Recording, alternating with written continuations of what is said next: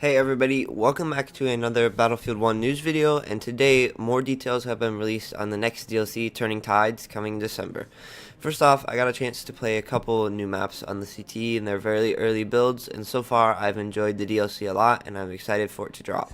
Turning Tides will bring 4 new maps, 6 new guns, a new faction, 2 new melee weapons, a new elite class, a new dreadnought, a new game mode, and a new airship. A lot to discuss, so let's get started. First off, the new maps. 2 will drop in December and the next 2 will come in January. For December, Cape Hell and Achibaba will be added to the game. Cape Hell is described as follows. Storm the beaches of the Gallipoli Peninsula with the British forces or defend the Ottoman Empire's fortifications. Master the land, air, and sea interplay to win the defining battles. This was one of the maps available to try in the CT, and it was in the new game mode, Conquest Assault, which I'll get to in a second. The map itself is very open with trenches and a field building spread out around certain flags. It was pretty large with 7 flags in total. It's actually from the campaign and the war story The Runner, and it looks pretty much just like the mission. The new game mode, Conquest Assault, is described as this. Relentlessly press the offensive or hold your ground in a twist on the signature Conquest mode. Conquest Assault sees attackers and defenders fight over key areas exclusively controlled by the defending team as the match starts. The game mode was actually in older Battlefields like 2 and 3, but is now being reintroduced to the series. The attacking team begins with 250 tickets, while the defenders have each flag captured, but they have 0 tickets. And then the attacking team has to take all the flags or just take some like normal conquest in order to win. Overall, I had a good time with this map and the game mode. The next coming map is Achibaba, and it is described like this. Throw yourself into the British assault on the Gallipoli Peninsula of 1915 in an intense, fast, and infantry-focused setting. Take part of a treacherous push for a prominent hilltop position.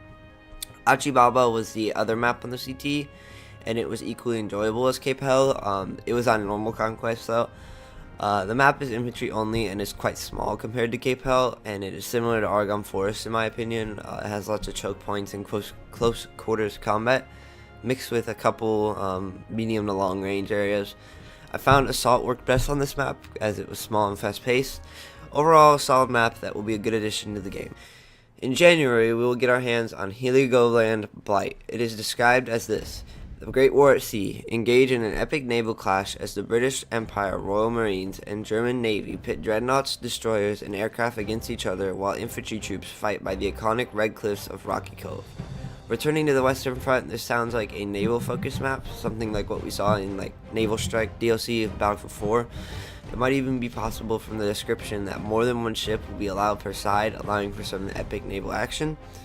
Planes also sound like a big part of this map, so I expect heavy vehicle combat with less focus on infantry.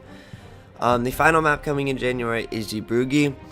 It is described as follows. Take part of the daring British raid on the Belgian port of Bruges Zeebrugge with rough waves and a vast German mole as backdrop.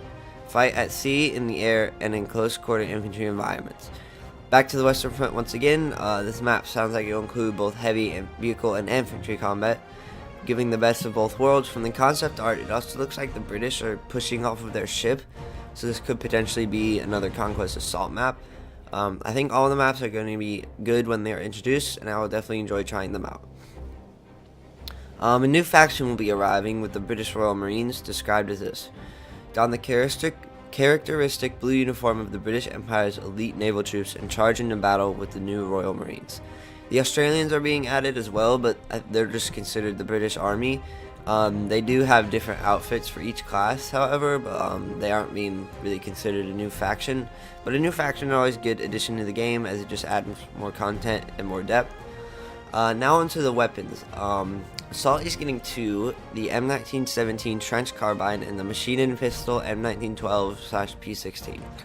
The M1917 Trench Carbine has been in the game in a different form for the Pilot and Tanker class for a long time, just the regular C96. This variant, however, comes with a 40-round magazine and excellent hipfire. Assault can now be more viable at medium range, as the M1917 is very accurate and has a decent fire rate. But unfortunately, the CT is closed, and I didn't really get much footage with the M1917, but those were kind of my unofficial stats. Now I'm already a little bit worried about the next gun, the Machine Pistol. The full auto variant of the repeater pistol M1912 is sidearm for the support class, kind of like the M1911 in my opinion.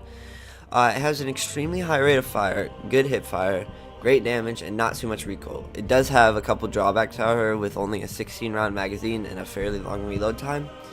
I'm just concerned this thing might be overpowered and could even potentially edge out the Automatico as the most annoying SMG, but we will see, as not all the weapon stats are finalized. Medic will get the Farquhar Hill with a 20 round drum mag and 2 variants, the stability and the range. The stability has iron sights but is easier to control, while the range has an optical sight but more recoil. I used this weapon the most during my time on the CT, but I have mixed feelings about it. First off, it isn't a 3-shot kill at range, sometimes requiring 4 body shots to take an enemy down. It also has a pretty slow rate of fire and less ammo than its main rival, the Subslider M1916. I just feel as though the Farquhar is a less appealing version of the Subslider, as the latter has 26 rounds, a constant 3-shot body kill, and a higher rate of fire. Once again, the stats are subject to change, and we will just have to wait and see. Probably the most exciting of all, support will receive the Browning M1917 machine gun, a telescopic and regular iron sight variants. The M1917 comes with a 250 round magazine, overheating after around 50 shots however. It has very nice damage, a high rate of fire, a massive box magazine, and a fairly fast reload time, so what's not to like? I expect to see a lot more support players once this weapon drops, as it is just so good. Telescopic was better for me while I used it, but the iron sights were very clean and easy to see through as well. With either variant, the M1917 will be a powerful addition to the support class. Finally, Scout will receive the Carcano M91 Carbine and the Type 38 Arasaka. The Carcano is a close-range, fast-firing rifle. It has 6 rounds, a high fire rate, but very low damage. The damage is so low, actually, that after 50 meters, you can't even get a one-shot headshot. It also doesn't even have a sweet spot, meaning you can never get 100 hit kills. I used this weapon very little, as it just didn't perform well against anyone, and I lost a lot of engagements because of the damage restrictions. The Arasaka, however, was fantastic. The Arasaka is a Japanese rifle, and it came in the infantry variant with a fast fire rate and a 5-round magazine. The weapon felt right and didn't have damage issues like the Carcano. I'm hoping it will come in marksman form, as I plan to use it a lot when the DLC drops. As far as melee go, Turning Tides will bring the grappling hook and the naval cutlass. Just like the other DLCs, the melee weapons aren't really that important, but it's still nice to have some variation for those flashy melee takedowns. The new elite class Infiltrator will bring new elements to the battlefield. It is described as follows: hide in plain sight and move faster across the battlefield with the new Infiltrator elite class. This strategic kit allows you to take advantage of a permanent sprint boost while calling in artillery strikes and deploying a mobile spawn for friendly troops. Permanent sprint, artillery strike, and mobile sound will definitely be fun. The mobile spawn will act like the spawn beacon in Battlefield 4, I'm assuming, allowing teammates to deploy in otherwise undeployable locations. Permanent sprint will allow the Infiltrator to travel quickly and cut behind enemy lines, hence its name. Artillery strike will be interesting, as it will probably work as it does in War Pigeons and allow for a quick clearing of an enemy held area.